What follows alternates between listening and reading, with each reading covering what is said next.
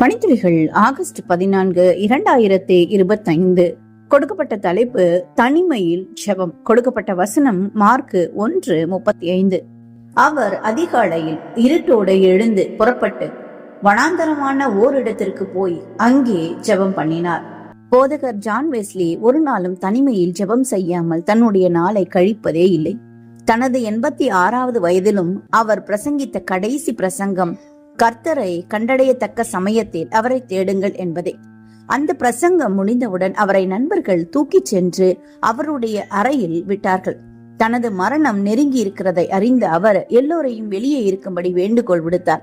சரியாக 1/2 மணி நேரம் கழித்து நண்பர்களை அழைத்தார். அவர்கள் அவரை பார்த்த போது அவருடைய முகத்தில் பிரகாசத்தை கண்டார்கள். தனிமையாக இருக்கும்போது நம்மை இன்னும் ஒரு படி கிறிஸ்துவண்டையில் சேர்த்துக் கொள்ளுகிறோம். நம்பிக்கை பெருகுகிறது, விசுவாசம் பலப்படுகிறது, நம்முடைய வாழ்க்கை அர்த்தமுள்ள ஒன்றாக மாறுகிறது. தனிமையாக நேரத்தை செலவிடுவது எத்தனை நலமானது! சிறிது நேரம் நம்மை உண்டாக்கின தேவனோடு பேசுவது, சத்தியங்களை தியானிப்பது எவ்வளவு பிரயோஜனம் உள்ளது! இந்த பரபரப்பான உலகில் நாம் எல்லா வேலைகளையும் கவனித்துக் கொண்டே இருந்துவிட்டு சிறிது நேரத்தை தான் தனிமையில் கழிக்கிறோம். அதையும் ஜெபத்திற்கென்று பயன்படுத்துவதில்லை. தனிமையில் ஜெபிப்பதை குறித்து கிறிஸ்து நமக்கு கற்பித்திருக்கிறார். நீயோ ஜெபம் பண்ணும் போது உன் அறை வீட்டிற்குள் பிரவேசித்து உன் கதவை பூட்டி அந்தரங்கத்தில் இருக்கிற உன் பிதாவை நோக்கி ஜெபம் பண்ணு. அப்பொழுது அந்தரங்கத்தில் பார்க்கிற உன் பிதா வெளியரங்கமாய் உனக்கு பலனளிப்பார்.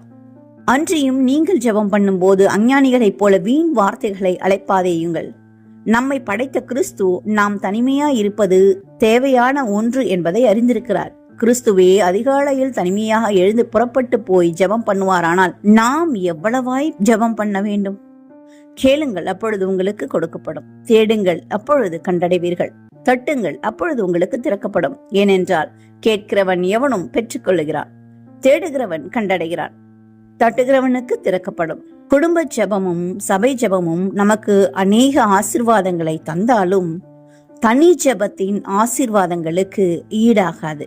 இதை கேட்டுக்கொண்டிருக்கிற நீங்கள் ஒரு நாளைக்கு எவ்வளவு மணித்துளிகள் ஆண்டவருக்கு செலவிடுகிறீர்கள் என்று சிந்தித்து கணக்கு போட்டு பாருங்கள். ஒருவேளை இதுவரை இல்லை என்றால் இனி வரும் காலங்களில் தேவனோடு நாம் நெருங்கி உறவாடுவோம். தேவன் நம்மை ஆசீர்வதிப்பார்.